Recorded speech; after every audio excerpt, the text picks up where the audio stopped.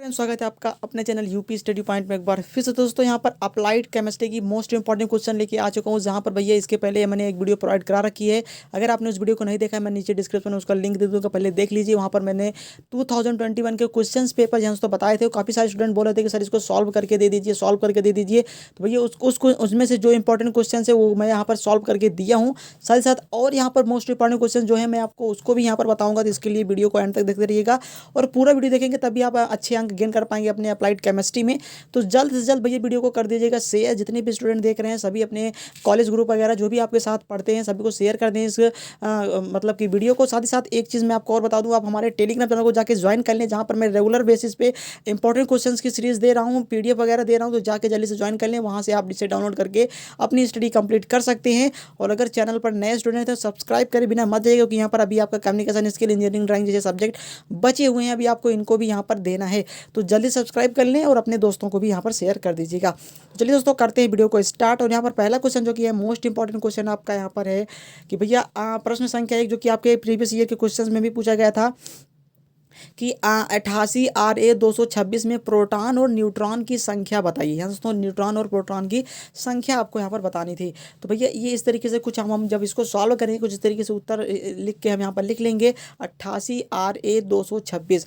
अगर मैं आपको यहाँ पर बताऊँ तो यहाँ पर जिस भी परमाणु, कोई भी परमाणु हो, उसके नीचे वाली जो भी संख्या होती है वही उसमें उपस्थित इलेक्ट्रॉन या फिर प्रोटॉन की संख्या होती है। लेकिन हमसे पूछा क्या गया है, प्रोटॉन पूछा गया है। प्रोटॉन हमेशा पॉजिटिव होता है। सिंपली हम यहाँ पर प्रोटॉन की संख्या डायरेक्ट यहाँ से लिख देंगे 88 आ जाएगा पॉजिटिव में। अगर यहीं पर हमसे इलेक्ट्रॉन पूछ लेता तो हम इसको -88 लिखते हैं। दोस्तों आप यहाँ पर ध्यान से देखिए, हम इसको कितना लिखते, -88 लिखते। ये आप जरूर से ध्यान से देखिए कि कई बार यहाँ पर ऐसे ही यहाँ पर क्वेश्चन आपसे पूछा जाएगा, कोई और यहाँ पर तत्व दे दिया जाएगा और वहाँ से पूछा जाएगा भैया इसके इलेक्ट्रॉन की संख्या आप बता दीजिए। तो वहाँ पर आप प्लस में अगर लिख देंगे तो गलत हो जाएगा, आपको माइनस में लिखना होगा अगर इलेक्ट्रॉन पूछा जाएगा। लेकिन यहाँ पर क्या पूछा जा रहा है, यहाँ पर पूछा जा रहा है आपसे प्रोटॉन की संख्या क्या है। प्रोटॉन की संख्या क्या होगी, तो भैया 88 यहाँ पर प्रोटॉन की संख्या हो जाएगी। अगला यहाँ पर है न्यूट्रॉन की संख्या बताइए। तो न्यूट्रॉन की संख्या क्या होती है भैया, मैं आपको ये बता दूं, ये ऊपर वाला आपको दिख रहा है, इसके ये नीचे वाला और ये ऊपर वाला। ऊपर वाला जो होता है परमाणु भार होता है इसका। परमाणु भार में से परमाणु क्रमांक अगर हम माइनस कर दें तो हमारी क्या आ जाती है, यहाँ पर न्यूट्रॉन की संख्या आ जाती है। दोस्तों नीचे वाला परमाणु क्रमांक होता है, ऊपर वाला परमाणु भार होता है। तो परमाणु भार में से अगर हम परमाणु क्रमांक निकाल दें तो हमारे पास जो बचेगा वो हमारा क्या बच जाएगा, वो न्यूट्रॉन संख्या होती है। तो हम यहाँ पर सिंपली 226 में से 88 को माइनस कर दिया और हमें यहाँ पर आंसर मिल गया 138। यही हमारा हो जाएगा यहाँ पर न्यूट्रॉन की संख्या। अगला क्वेश्चन यहाँ पर मोस्ट इंपॉर्टेंट क्वेश्चन है दोस्तों, इसी टाइप के क्वेश्चन पूछे जाएंगे, बस वैल्यू थोड़ी यहाँ पर चेंज हो सकती है। L=3 मैंने यहाँ पर रखा है, हो सकता है कि L=5, L=2, L=1। इससे ज़्यादा यहाँ पर नहीं पूछा था, 5 से ज़्यादा नहीं पूछा जाएगा आपसे। के लिए m के सभी मान बता रहे हैं दोस्तों, m के कितने मान हो सकते हैं। तो L=3 के लिए मैं आपको बता दूं, m के जो संभावित मान होंगे वो +L से लेके -L। इसमें सिंपली आपको यहाँ पर यही ट्रिक अपनानी है कि L की जितनी वैल्यू दी है, मान लीजिए यहाँ पर 3 दी है, तो आप यहाँ पर +3 से -3 तक जितने यहाँ पर अंक आते हैं सभी उनके बीच वाले लिख देंगे। इसी तरीके से अगर मान लीजिए यहाँ पर L=2 दे दिया गया तो आप सिंपली यहाँ पर लिखेंगे +2 से लेके -2, मतलब +-2, +-1। अगर मान लीजिए 1 दे दिए तो प्लस L=1 दे दिए तो यहाँ पर +-1। इसके बीच में प्लस और माइनस के बीच में जितने भी यहाँ पर अंक आएंगे सभी यहाँ पर m के मान होंगे। जैसे कि यहाँ पर 3 के लिए मैंने यहाँ पर लिखा है, तो m के लिए +3, +2, +1, ,0, -1, -2 और यहाँ पर -3, इतने मान होंगे यहाँ पर, जो कि L=3 के लिए m के मान होंगे। लगभग आप यहाँ पर देख सकते हैं लगभग 7 मान यहाँ पर प्रभावित होंगे, जो कि शून्य सहित होता है। तो शून्य को लेकर ही यहाँ पर इसमें मान ज्ञात किया जाता है।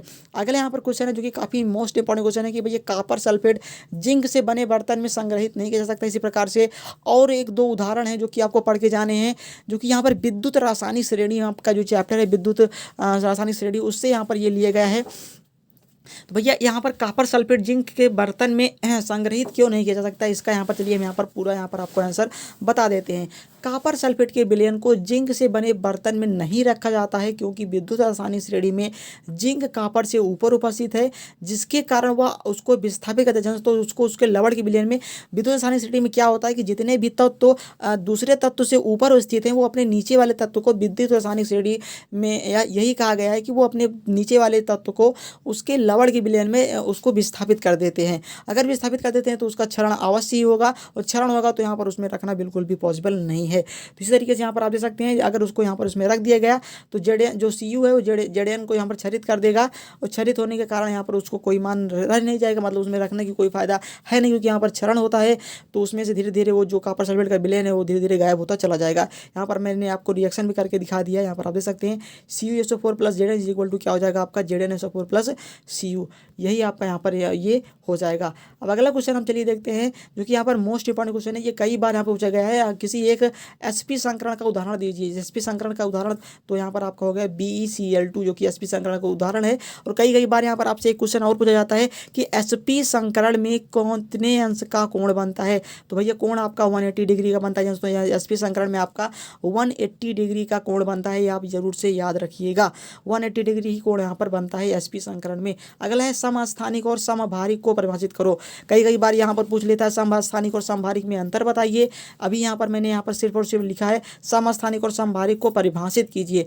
दोनों बात एक ही है, अगर आप परिभाषा भी लिख के चले आते हैं तब भी यहाँ पर अंतर आपको मान लिया जाएगा, अंतर वहाँ पर मान लिया जाता है। समस्थानिक किसे कहते हैं? किसी एक ही रासायनिक तत्व तथा समान परमाणु संख्या वाले, एक ही रासायनिक तत्व होने चाहिए और उसके जो परमाणु संख्या होंगे वो समान होंगे, जिनके परमाणु द्रव्यमान संख्या भिन्न भिन्न होगी, वो क्या कहलाएंगे? समस्थानिक कहलाएंगे। मतलब उनके जो परमाणु क्रमांक होंगे वो बिल्कुल समान होंगे, और जो उनकी परमाणु द्रव्यमान संख्या होगी वो क्या होगी? भिन्न भिन्न होगी, तभी वह क्या कहलाएगा? समस्थानिक कहलाएगा। इसका उदाहरण भी आपको याद करके जाना है, जो कि उसका उदाहरण है कि भैया हाइड्रोजन के 4 समस्थानिक होते हैं। पहला है 1H2, दूसरा है 1H3, तीसरा है 1H4 तथा 1H6। यहाँ पर आप देख सकते हैं नीचे वाली संख्या मैंने आपको बताया था ये परमाणु क्रमांक होती है। सभी जगह आपने देखा यहाँ पर परमाणु क्रमांक आपके सेम आपको दिखाई देंगे, बस यहाँ पर परमाणु द्रव्यमान यहाँ पर आप देख सकते हैं 2, 3, 4, 6 इस तरीके से परिवर्तित होता चला जा रहा है। तो समस्थानिक वही होगा जिसके परमाणु क्रमांक समान होंगे और परमाणु भार भिन्न भिन्न होंगे, वही हमारा कहलाएगा क्या? समस्थानिक कहलाएगा। अगला है भैया समभारिक। समभारिक क्या होता है? तो ऐसे परमाणु जिनके परमाणु क्रमांक भिन्न भिन्न होते हैं, तो ऐसे परमाणु जिनके ऐसे तत्व जिनके परमाणु क्रमांक भिन्न भिन्न होते हैं तथा परमाणु द्रव्यमान समान होती है, द्रव्यमान संख्या इनकी समान होगी और परमाणु क्रमांक भिन्न भिन्न होंगे, तो वो कहलाएंगे समभारिक कहलाएंगे। अगर मान लीजिए अंतर पूछ लेता है तो समस्थानिक में आप लिख देंगे इनके परमाणु क्रमांक समान होते हैं, समभारिक में आप लिखेंगे इसमें परमाणु क्रमांक भिन्न भिन्न होते हैं, और समस्थानिक के लिए लिखेंगे आप इसकी द्रव्यमान संख्या भिन्न होती है, जबकि समभारिक में द्रव्यमान संख्या समान होती है। अगर द्रव्यमान संख्या समान होगी तो उसके परमाणु जो भौतिक गुण है वो समान होंगे, जबकि यहाँ पर परमाणु क्रमांक भिन्न होने पर उसके रासायनिक गुण में परिवर्तन आ जाएगा। तो वहाँ पर आप लिख सकते हैं इसमें रासायनिक गुण भी परिवर्तन होगा। अगला यहाँ पर चलिए देखते हैं, यहाँ पर जो इसका उदाहरण है वो मोस्ट इंपॉर्टेंट उदाहरण है, तो कई बार पूछा गया है। इस तरीके से आपको दे देगा, पूछेगा ये किसका उदाहरण है, समस्थानिक का है कि समभारिक का है, किसका है। तो यहाँ पर आप देख सकते हैं 24Cr54 तथा 26Fe54 यही यहाँ पर उदाहरण है जो कि यहाँ पर समभारिक का है। ये क्रोमियम और यहाँ पर आयरन का है। आयरन के और क्रोमियम के जो परमाणु क्रमांक है आप देख सकते हैं भिन्न भिन्न है, लेकिन जो परमाणु द्रव्यमान है वो यहाँ पर आप देख सकते हैं समान है। तो यही हमारा यहाँ पर परमाणु भार का यहाँ पर उदाहरण हो जाता है। अगला है भैया sp2 संकरण में आकृति तथा कोण बताइए। sp2 संकरण में क्या होता है, उसका कोण कितना बनता है? सिग्मा बंध बनता है, सिग्मा बंध, और कोण इसके बनते हैं 120 कोण बनते हैं, 120 अंश कोण इसमें बनता है। जरूर से याद करके जाइएगा, क्योंकि sp2 संकरण, sp संकरण, sp3 संकरण ये कई बार यहाँ पर पूछा गया है। अब हम चलिए देखते हैं अपना अगला क्वेश्चन, जो कि भैया शॉटकी तथा फ्रैंकल दोष में अंतर। बहुत इंपॉर्टेंट क्वेश्चन है दोस्तों। कई सारे यहाँ पर जो क्वेश्चन पेपर हैं आप प्रीवियस ईयर के देखेंगे उठा के, तो आपको तुरंत मिलेगा शॉटकी तथा फ्रैंकल दोष में अंतर पूछा गया है, इसीलिए मैंने यहाँ पर इसको भी पिक कर लिया है। शॉटकी दोष और फ्रैंकल दोष में अंतर क्या होता है, चलिए हम देख लेते हैं। तो ये इस दोष में, शॉटकी दोष में क्या होता है कि दोष में धनायन तथा ऋणायन अपने जालक स्तरों से पूर्णतः हट जाते हैं तथा धनायन और ऋणायन संख्या में परस्पर बराबर होती है। मान लीजिए यहाँ पर इस तरीके का कोई परमाणु है, यहाँ पर प्लस माइनस इस तरीके से मैं आपको यहाँ पर दर्शा के दिखा देता हूँ। इस तरीके से मान लीजिए कोई यहाँ पर परमाणु प्लस माइनस, यहाँ से माइनस प्लस, फिर यहाँ पर प्लस माइनस इस तरीके से है। तो यहाँ से जो हटेगा भैया वो पूरा हटेगा, यहाँ पर प्लस और माइनस वाला पूरा हटेगा, और जो इसकी संख्या होगी वो समान होगी शॉटकी दोष में। मतलब प्लस माइनस, अगर प्लस हट रहा है तो माइनस भी हटेगा, और अगर यहाँ पर माइनस हट रहा है तो प्लस भी हटेगा। वहाँ पर संख्याएं उसकी यहाँ पर समान रहेंगी आयन की। लेकिन यहाँ पर ऐसा फ्रैंकल दोष में नहीं होता है। फ्रैंकल दोष में क्या होता है कि इस दोष में एक आयन धनायन या ऋणायन अपने जालक बिंदु को छोड़कर अंतराकाशीय स्थल में आ जाता है, मतलब कि वह किसी दूसरे के यहाँ पर अंतराकाशीय स्थल में आ जाता है, इसीलिए इसे फ्रैंकल दोष कहा जाता है। अगले यहाँ 60 की दोष में इस दोष में क्रिस्टल का घनत्व तो घट जाता है, जबकि यहाँ पर फ्रैंकल दोष में घनत्व में परिवर्तन ही नहीं होता है। क्रिस्टल दोष कम हो जाता है, जब वहाँ पर आप देखेंगे जब आयन कम होगा तो क्रिस्टल दोष जरूर से यहाँ पर कम हो जाएगा, लेकिन इसमें क्या होगा कि वहाँ पर परिवर्तन नहीं होगा, क्योंकि यहाँ पर वो उसी में रहता है, बस दूसरे के कक्षक में आ जाता है। अगले यहाँ पर यह दोष अधिक उपसंयोजन संख्या वाले प्रबल आयनिक क्रिस्टलों में पाया जाता है तथा क्रिस्टल में धनायन एवं ऋणायन लगभग समान आकार के होते हैं, जो कि NaCl और CsHCl इसका उदाहरण है। जबकि यहाँ पर फ्रैंकल दोष में क्या होता है कि यह दोष उन क्रिस्टल में पाया जाता है जिनकी उपसंयोजन संख्या निम्न तथा धनायन आकार ऋणायन से कम होते हैं। यह दोस्तों आप यहाँ पर जरूर से इसको याद करके जाइएगा। अगले यहाँ पर जो कि यहाँ पर अंतर है कि इस दोष में रिक्तिका के बनने में क्रिस्टल का स्थायित्व घटता है, जबकि इस दोष के कारण क्रिस्टल का स्थायित्व घटता है और इस दोष में क्रिस्टल का परावैद्युतांक भी बढ़ता है। तो ये यहाँ पर थे साटकी और फ्रैंकल दोष में अंतर, ये आप जरूर से याद करके जाइएगा। अब अगला चलिए देखते हैं जो कि अपस्फोटन और अपस्फोट रोधी कारकों पर संक्षिप्त टिप्पणी। ये भी यहाँ पर कई बार पूछा गया, यहाँ पर आप देख सकते हैं 2011 में पूछा गया था, इसके पहले 2018 में भी ये आया है, तो आप जरूर से इसको पढ़ के जाइएगा। अपस्फोटन क्या कहलाता है? अंतरा जो कि ये सब चीज़ें क्या होती हैं, इंजन में ही होती हैं। तो आंतरिक दहन इंजनों में पेट्रोल ईंधन के रूप में उपयोग में लाया जाता है। जब पेट्रोल वाष्प तथा वायु का मिश्रण सिलेंडर में दाब की स्थिति में जलता है तो गैसों के अचानक प्रसार के कारण पिस्टन खड़खड़ाहट करने लगता है, जिसे अपस्फोटन या नॉकिंग कहते हैं। आपने देखा होगा कि जब भी यहाँ पर गैस को जब कंप्रेस करता है उसका कंप्रेसर, तो वहाँ पर पिस्टन में खड़खड़ाहट की घड़घड़ की आवाज़ आ जाती है, जिसे हम क्या कहते हैं, अपस्फोटन कहते हैं, नॉकिंग कहते हैं। और इन्हीं को ही दूर करने के लिए आंतरिक दहन इंजनों के सिलेंडर में उत्पन्न तीव्र धात्विक ध्वनि को ही यहाँ पर अपस्फोटन कहता है। और इनको दूर करने के लिए तो जो चीज़ें यूज की जाती हैं वही हमारी क्या कहलाती हैं, अपस्फोटी कारक कहलाते हैं। तो अपस्फोटी कारक कहलाते हैं वही जो यहाँ पर यूज किए जाते हैं। ये आप शॉर्ट में समझ लीजिएगा। तो आंतरिक दहन इंजनों के सिलेंडर में उत्पन्न तीव्र धात्विक ध्वनि को ही आंतरिक दहन इंजन के सिलेंडरों में उत्पन्न तीव्र धात्विक ध्वनि को ही यहाँ पर क्या कहा जाता है, अपस्फोटन कहा जाता है, अपस्फोटन कहलाता है। अपस्फोटन यहाँ पर नॉर्मल अगर हम देखें तो अपस्फोटन के कारण बहुत सी ऊर्जा बेकार हो जाती है। तो जब वो खड़खड़ाहट की आवाज़ आ जाती है तो ढेर सारी ऊर्जाएं बर्बाद चली जाती हैं, ईंधन का भी अपव्यय होता है और ईंधन की कार्य क्षमता भी कम हो जाती है, इंजन की कार्य क्षमता भी, एफिशिएंसी भी यहाँ पर कम हो जाएगी। और किसी भी ईंधन की दक्षता उसके नॉकिंग गुण पर जितना कम वो आवाज़ करेगा, दोस्तों कोई भी इंजन हो तभी आप उससे अच्छा यहाँ पर आउटपुट प्राप्त कर पाएंगे। अगर उसमें नॉकिंग ज़्यादा है, जैसे कि आप अपने बाइक वगैरह चलाते हैं, उसमें जब नॉकिंग ज़्यादा आ जाती है तो आप उसे सर्विस के लिए ले जाते हैं, सर्विसिंग करवाते हैं।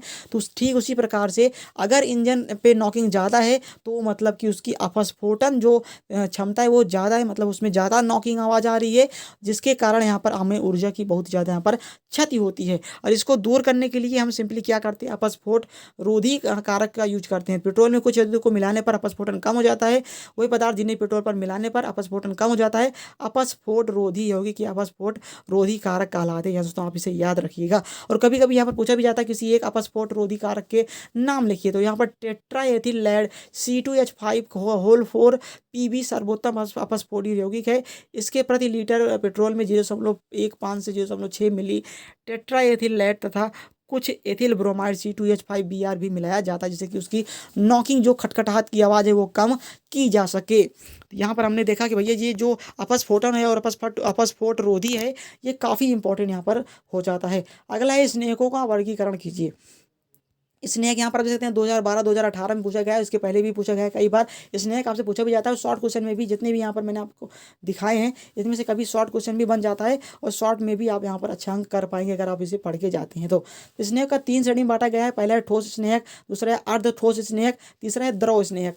ठोस स्नेहक क्या होता है कि सोप स्टोन मोम टाइमाइका मॉलिब्डेनम सल्फाइड आदि इस प्रकार के स्नेहों की श्रेणी में आते हैं। ये स्नेहक ऐसे स्थानों पर प्रयोग किए जाते हैं जहां ज्वलनशील स्नेहक प्रयोग नहीं किए जाते हैं। तो अगर आप ज्वलनशील स्नेहक के स्थान पर इसको यूज कर देंगे तो ये यहाँ पर काम नहीं करेगा। अगर आपसे पूछ लिया जाए किसी 3 ठोस स्नेहों के नाम लिखिए तो आप यहाँ पर सोप स्टोन मोम टाइमाइका आदि इस तरीके के यहाँ पर लिख देंगे। अगला है अर्ध ठोस स्नेहक, मुख्यतः ग्रीस तथा वैक्स लीन अर्ध ठोस स्नेहक के रूप में प्रयोग किए जाते हैं। अनेक प्रकार के पदार्थों को मिलाकर भिन्न भिन्न प्रकार की की ग्रीस तैयार की जाती है जिसके गुण भिन्न भिन्न होते हैं। इसमें ग्रेफाइट ग्रीस, कप, एक्सिल, बेलन, एमीन ग्रीस आदि प्रमुख हैं। ये यहाँ पर अर्धठोस स्नेहक कहलाते हैं। अर्धठोस स्नेहक के भी उदाहरण पूछ सकता है, तो आप जरूर से पढ़ के जाइएगा। अगला यहाँ पर है द्रव स्नेहक। पेट्रोल स्नेहक वनस्पति तेल, जीव जंतु, ब्लेडेम तेल, सिंथेटिक तेल, कटिंग तेल आदि द्रव स्नेहक के अच्छे उदाहरण हैं। पेट्रोल के प्रभाजी आसवन में लगभग 300 सेल्सियस पर जो द्रव ताप प्राप्त होते हैं वह पेट्रोलियम स्नेहक के रूप में प्रयोग किए जाते हैं। इन्हें किसी ठोस या अन्य तेल के साथ मिलाकर भी प्रयोग किया जा सकता है। विभिन्न द्रव स्नेहक मशीनों की गति के अनुसार प्रयोग किए जाते हैं। तो जिस तरीके की मशीन होगी उसी तरीके के द्रव स्नेहक यूज किए जाते हैं। जैसे कि आप अपने साइकिल में मोबियाइल जो आपको बोलते हैं काला वाला पदार्थ, वो आप यहाँ पर यूज करते हैं, वो भी एक प्रकार का स्नेहक ही कहलाता है। एक आदर्श स्नेहक किसे कहते हैं? आदर्श स्नेहक के गुण बताइए। यहाँ पर आप देख सकते हैं ये 2014, 2016, 2018 और इसके पहले भी कई बार पूछा गया है। तो द्रव स्नेहक एक आदर्श स्नेहक किसे कहा जाता है, या फिर स्नेहक के आवश्यक गुण क्या क्या होने चाहिए? तो भैया उसकी श्यानता यहाँ पर अच्छी होनी चाहिए। एक अच्छे स्नेहक में श्यानता कम होनी चाहिए, मतलब उसकी श्यानता ज़्यादा ना हो, जिससे कि यहाँ पर उसके जो बीच घर्षण है वो यहाँ पर ज़्यादा ना हो। श्यानता कम होगी तो घर्षण यहाँ पर ज़्यादा मतलब कम होगा। इसका मतलब यह है कि स्नेहक निम्न घनत्व का होना चाहिए, क्योंकि कम घनत्व में ही श्यानता कम होती है, अधिक घनत्व के कारण श्यानता भी अधिक होती है। अगला है स्निग्धता। किसी भी यहाँ पर स्नेहक का चिपकना काफ़ी अधिक होना चाहिए। एक कम घनत्व तथा कम श्यानता वाले स्नेहक का चिपकना अधिक होता है। अगला है वाष्पीकरण। कम वाष्पित तत्व वाला स्नेहक, मतलब कि उसका जो वाष्पन क्षमता है वो कम होनी चाहिए, क्योंकि अगर आप जैसे ही यहाँ पर मान लीजिए अपने इंजन में कोई भी स्नेहक यूज किए और गर्म हुआ तुरंत वो वाष्प बन के उड़ गया, तो यार बहुत ही ज़्यादा यहाँ पर आपको हानि होगी, मतलब कि ज़्यादा यहाँ पर आपको स्नेहक यूज किया जाएगा, मतलब उसकी कॉस्टिंग जो कि ज़्यादा हो जाएगी, इसलिए उसको यहाँ पर वाष्पशील हो जो कि कम होना चाहिए। अगला है अम्लीयता। एक अच्छा स्नेहक किसी भी अम्ल वसा अम्ल से मुक्त होना चाहिए, क्योंकि यहाँ पर अम्लीयता एक स्नेहक के लिए हानिकारक होती है, उससे यहाँ पर मुक्त होना चाहिए। दोस्तों वसा अम्ल से भी यहाँ पर अम्लीयता मतलब स्नेहक की जो वसा अम्ल है उसमें नहीं होना चाहिए, नहीं तो वहाँ पर वो क्रिया कर लेगा आपके जहाँ भी आप यहाँ पर यूज करेंगे। फ्लैश अंश। फ्लैश अंश वह न्यूनतम ताप होता है जिस पर एक द्रव अविरत होने के लिए पर्याप्त वाष्प देता है, इसलिए अधिक फ्लैश अंश वाले स्नेहक का प्रयोग अधिक सुरक्षा होती है।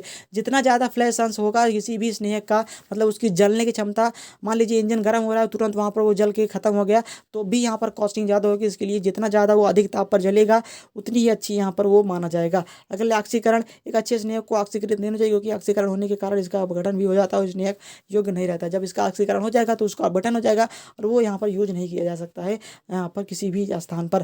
कार्बन अवशेष। एक आदर्श स्नेहक को विघटित होने पर कम से कम कार्बन अंश छोड़ने चाहिए। यहाँ पर कार्बन अंश ना के बराबर अगर छोड़े तभी वह अच्छा यहाँ पर स्नेहक बन पाएगा, क्योंकि अगर आप वो ज़्यादा कार्बन छोड़ रहा है तो मतलब प्रदूषण को यहाँ पर वो बढ़ावा दे रहा है, जो कि बिल्कुल से भी अच्छी बात नहीं होने वाली है। अगला यहाँ पर है कालगन। क्या है कालगन? रासायनिक रूप से सोडियम हेक्सामेटाफॉस्फेट, जिसका रासायनिक सूत्र Na2Na4PO3 की होल 6 होता है। अगला यहाँ पर जो क्वेश्चन आपके प्रीवियस ईयर में पूछा गया था 2021 में, बॉयलर में पपड़ी बनने से क्या हानि होती है? तो पपड़ी बनने से ईंधन का अपव्यय होता है तथा कार्य क्षमता में कमी आने के कारण साथ साथ इसका प्रयोग भी असुरक्षित रूप से होता है। यही यहाँ पर इसका आंसर होगा, यही मैंने आपको बताया भी था। अगला है दाहक भंगुर किसे कहते हैं? बॉयलर में अत्यधिक क्षारीय जल प्रयोग होने वाले संक्षारण को दाहक भंगुरण कहते हैं। ये भी एक नंबर में कई बार आपसे पूछा गया है। क्लोरीन गैस किस प्रकार जल को रोगाणुनाशक बनाती है? तो जल के लिए क्लोरीन गैस एक अच्छा रोगाणुनाशक है। क्लोरीन गैस हाइपोक्लोरस अम्ल का निर्माण करती है, जिससे कि प्रबल जीवाणुनाशक बनाती है। आप देख सकते हैं Cl2 को जब जल के साथ गिरे करा जाता है तो HCl प्लस HCl हाइपोक्लोरस अम्ल बनाता है, जो कि जीवाणुनाशक में काफ़ी ज़्यादा यहाँ पर यूज किया जाता है। HClO जो कि जीवाणु को मारने के लिए यूज किया जाता है। अपक्रामण किसे कहते हैं? अगला है अपक्रामण किसे कहते हैं? बॉयलर में भाप के साथ द्रव जल के कुछ कण मिलने की क्रिया को क्या कहते हैं? अपक्रामण कहते हैं। बॉयलर में भाप के साथ कुछ अगर द्रव मिल जाता है तो भैया वो अपक्रामण कहलाता है। फेनन किसे कहते हैं? बॉयलर की सतह पर उफान आकर झाग जो उत्पन्न हो जाता है, जो झाग लिखता है, कहीं भी आप अपने यहाँ पर चावल वगैरह उबाले होंगे तो वहाँ पर भी जो झाग उत्पन्न हो जाता है, इस तरीके से जब रासायनिक क्रिया कराई जाती है तो बॉयलर में जो झाग उत्पन्न हो जाता है वो आपकी क्या कहलाती है? फेनन कहलाती है। अगला है जल की कठोरता के प्रकार। जल की दो प्रकार के कठोर होते हैं, एक है अस्थायी कठोरता, एक है अस्थायी कठोरता। जल का पीएच मान कितना होता है? तो जल का पीएच मान 7 होता है। हमेशा याद रखिएगा जल का पीएच मान 7 होता है, जो कि उदासीन का यहाँ पर कारक है। अगला है NaOH का पीएच मान। कई बार यहाँ पर ये न्यूमेरिकल भी आपको पूछा जाता है कि भैया इसका यहाँ पर आप 10⁻⁻2 का NaOH का पीएच मान याद कर दीजिए। कुछ इस तरीके से यहाँ पर इसका पीएच मान याद कर जाए तो पहले आप लिखेंगे OH- NaOH = 10⁻², फिर यहाँ पर आप इसका सिंपली फार्मूला लिखेंगे H+ OH- KW, जो कि यहाँ पर 10⁻14 के बराबर होता है। अब OH का वैल्यू आपको पता है 10 की -2, तो बस H प्लस की वैल्यू आप निकाल लेंगे, जो कि इसका pH मान हो जाएगा माइनस लॉग H की H प्लस, तो माइनस लॉग 10⁻7 और लॉग 12 यहाँ पर आगे आएगा तो प्लस माइनस माइनस ये प्लस हो जाएगा, और लॉग 10 की वैल्यू 1 होती है, तो यहाँ पर ये आपका आ जाएगा +12, जो कि इसका pH मान आ जाएगा। इसी तरीके से आपको नेक्स्ट सवाल जो कि मैंने यहाँ पर दिया है, आप इसको भी यहाँ पर सॉल्व कर लीजिएगा। अगला क्वेश्चन जो कि आपका है COD तथा BOD में विभेद बताइए। तो COD और BOD क्या होता है? केमिकल ऑक्सीजन डिमांड, और BOD होता है आपका बायोलॉजिकल ऑक्सीजन डिमांड। दोनों मोस्ट इंपॉर्टेंट है, आपके 2021 में भी पूछे गए हैं, 2016 में पूछे गए हैं, हो सकता है कि आगे आने वाले क्वेश्चन में भी आपसे यहाँ पर ये पूछ लिया जाए, तो इसको भी ज़रूर से यहाँ पर पढ़ के जाइएगा। तो भैया COD का होता है तो रासायनिक ऑक्सीजन मांग, जो कि COD कहलाता है, केमिकल ऑक्सीजन डिमांड या तो COD यही यहाँ पर होती है। सीवेज में उपस्थित किसी भी प्रकार की अशुद्धियों को मापने के लिए रासायनिक ऑक्सीजन मांग की आवश्यकता होती है, अर्थात इसके द्वारा कार्बनिक व अकार्बनिक दोनों प्रकार की अशुद्धियों को ऑक्सीकृत किया जा सकता है। रासायनिक ऑक्सीकारकों द्वारा सीवेज व अन्य अपद्रव्य पदार्थों का ऑक्सीकरण करने के लिए आवश्यक ऑक्सीजन की मात्रा रासायनिक ऑक्सीजन मांग कहलाती है। इसे मिलीग्राम प्रति लीटर में प्रदर्शित किया जाता है। दोस्तों आप ये जरूर से याद करिएगा कि COD को किसी में प्रदर्शित किया जाता है, मिलीग्राम प्रति लीटर। सबसे पहले आप यहाँ पर देखेंगे कि रासायनिक ऑक्सीकारकों द्वारा सीवेज व अन्य अपद्रव्य पदार्थों को ऑक्सीकरण करने के लिए जितना अधिक ऑक्सीजन यहाँ पर यूज किया जाता है, वही आपको क्या कहती है? COD केमिकल ऑक्सीजन डिमांड, मतलब कि रासायनिक ऑक्सीजन मांग कहलाती है। अगला यहाँ पर है जैव ऑक्सीजन मांग। जैव ऑक्सीजन मांग क्या होता है? बायोलॉजिकल ऑक्सीजन डिमांड क्या होता है कि जल में उपस्थित सूक्ष्म जीवों में जल में विलीय ऑक्सीजन का उपयोग करके जल के कार्बनिक खनिजों को ऑक्सीकृत करते हैं। इसमें जल प्रदूषण कम होता है, और BOD को निम्न प्रकार परिभाषित किया जाता है। 20°C पर वायवीय अवस्था में कार्बनिक पदार्थों का जैव ऑक्सीकरण करने में ऑक्सीजन की जितनी मात्रा आवश्यकता होती है, जो कि जैविक पदार्थों को बनाने में पर काम आता है, जैव ऑक्सीजन डिमांड कहलाता है, मतलब कि BOD कहलाता है बायोलॉजिकल ऑक्सीजन डिमांड। इसे अपद्रव्य द्रव पदार्थों के ऑक्सीकृत होने से 5 दिन का समय लगता है। सीवेज नमूने की कुछ मात्राओं को तनु जल में घोलकर तनु किया जाता है। इस प्रकार विलयन की घुलित ऑक्सीजन को पहले ही ज्ञात कर लिया जाता है, और इसमें 5 दिन के लिए रख देते हैं। इसका जो फार्मूला होता है BOD का होता है वो D1 - D2 इंटू तनु करने के लिए पश्चात नमूने का आयतन बटे तनु करने से पूर्व नमूने का आयतन। ये फार्मूला जरूर से याद रखिएगा, क्योंकि कई बार यहाँ पर BOD और COD का फार्मूला भी पूछ लेता है। अगला 996 की एकलक इकाई की संरचना कुछ इस तरीके से 996 बनता है। यहाँ पर इसको जरूर संरचना आप जरूर से याद करके जाइएगा, क्योंकि 1 नंबर में संरचना पूछ लेता है, आपको तुरंत यहाँ पर संरचना बनानी होती है। अगला यहाँ पर किस बहुलक में ऑरलॉन तथा एक्रिलिन जैसे रेशे पाए जाते हैं? तो वो बहुलक है भाई पॉलीएक्रिलोनाइट्राइल। यही बहुलक है जिसमें यहाँ पर ऑरलॉन तथा एक्रिलिन जैसे रेशे पाए जाते हैं। अगला है किस बहुलक का उपयोग नॉन स्टिक बर्तन में बनाने के लिए जाता है? तो भैया नॉन स्टिक जो भी बर्तन आप देखते हैं वो सारे बर्तन यहाँ पर पॉलीटेट्राफ्लोरोएथीन अथवा टेफ्लॉन द्वारा बनाते हैं। जैसे तो CF2 डबल बॉन्ड CF2 जिसका फार्मूला होता है CF2 डबल बॉन्ड CF2, जो कि यहाँ पर टेफ्लॉन कहलाता है। यही यहाँ पर यूज किया जाता है नॉन स्टिक बर्तन बनाने में। पॉलिस्टाइजर क्या है? तो ऐसे कार्बन यौगिक जिनके प्लास्टिक को मिलाने पर प्लास्टिक मुलायम और कार्य योग्य हो जाती है, पॉलिस्टाइजर कहलाते हैं। अगला है संघनन बहुलक क्या है? तो ऐसे बहुलक जो द्विक्रियात्मक और त्रिक्रियात्मक एकलक इकाइयों के मध्य पुनरावर्त संघनन क्रिया फलस्वरूप बनते हैं, संघनन बहुलक कहलाते हैं। और रेशे के गलनांक उच्च क्यों होते हैं? तो प्रबल अंतराणुविक बलों के कारण रेशों के जो प्रमुख श्रृंखलाएं हैं वो निविड़ संकुलित होती हैं, इसी कारण से इनके गलनांक मतलब बहुत ही उच्च होते हैं। अगला क्वेश्चन है कि ब्यूनास की एकलक इकाइयों के नाम लिखिए। तो ब्यूनास की एकलक इकाई जो कि होती है 1,3 ब्यूटाडाइन तथा एक्रिलोनाइट्राइल के सहबहुलीकरण द्वारा यहाँ पर ये बना जाता है। अगले में मैं आपको नेक्स्ट वीडियो में होगी बताऊंगा थर्मोप्लास्टिक, थर्मोसेटिंग प्लास्टिक, साथ साथ IUPAC नाम दोस्तों जो कि मोस्ट इंपॉर्टेंट हो जाते हैं आप लोगों के लिए। जितने IUPAC नाम बताऊंगा उतने आप रट के जाइएगा। 100% आप यहाँ पर जितने भी IUPAC नाम आएंगे आप 100% कर पाएंगे। बस इस वीडियो को शेयर कर दीजिएगा, और वीडियो पूरा अगर आपने देखा है तभी आपको समझ में आएगा, तो इसलिए मैं कहता हूँ यार वीडियो को पूरा जरूर से वॉच करिएगा। इतने ही क्वेश्चन मैं आपको पहले यहाँ पर सॉल्व करा रहा हूँ, उसके बाद नेक्स्ट वीडियो अपलोड करूँगा जहाँ पर मैं आपको भैया IUPAC नाम और थर्मोसेटिंग जो यहाँ पर प्लास्टिक है उसके बारे में बताऊँगा। कुछ और इंपॉर्टेंट क्वेश्चन होंगे, तो सारे जानने के लिए सब्सक्राइब करें और अपने दोस्तों में शेयर करें, और टेलीग्राम जरूर से ज्वाइन करें, जिससे कि सभी स्टूडेंट यहाँ पर अच्छे अंक गेन कर पाएँ। तो चलो दोस्तों मिलते हैं नेक्स्ट वीडियो में, के लिए बने रहेगा हमारे इस चैनल पर। जय हिंद, वंदे मातरम।